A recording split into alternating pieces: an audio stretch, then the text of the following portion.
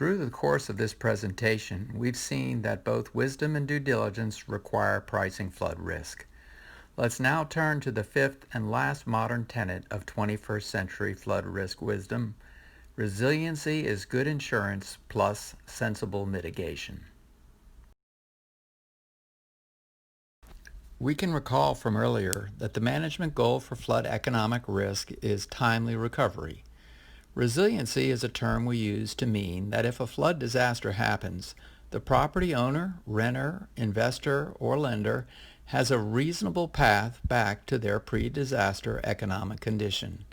The crucial thing about resiliency is the phrase reasonable path.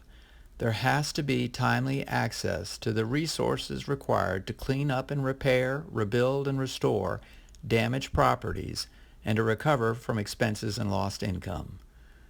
A second significant factor in resiliency is that the path should be optimized for efficient recovery.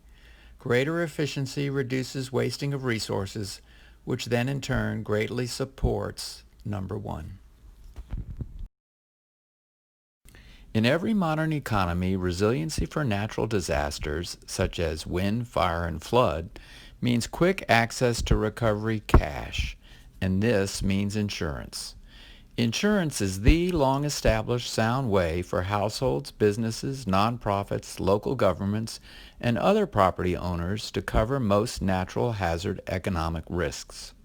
Insurance is simply collective savings among a very large diversified group of parties exposed to a hazard. Insurance covers both the possible chance of an extreme event and the uncertainty in the frequency of events and their costs. Flood risk wisdom holds that good insurance is therefore the key to resiliency. Good insurance first and foremost requires a sound, stable, and sizable pool of funds to cover the claims over the long term. This, in turn, requires appropriate tiers of reinsurance and well-coordinated oversight by government institutions. Good insurance means that those suffering the damage, the insureds, carry proper coverages, receive prompt settlement of fair claims, and pay fairly priced premiums based on their expected annual cost. Good insurance also provides credit for sensible mitigation. We noted earlier that preventing flood damage is usually not the goal, but insureds are encouraged to undertake cost-effective measures that reduce potential flood damages, expenses, and lost income. Of course, wise insureds don't undertake unnecessary mitigation when a risk is cheaper to just insure.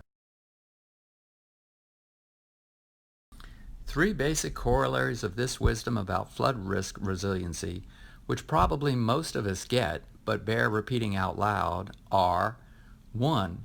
It is only when household, business, and government properties are backed by good insurance that they have resiliency.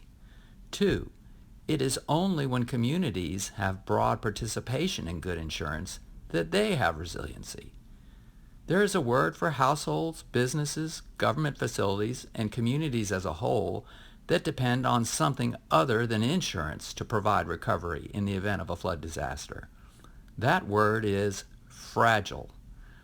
And 3, it is only when households, businesses, and governments invest in sensible mitigation that they have optimal resiliency.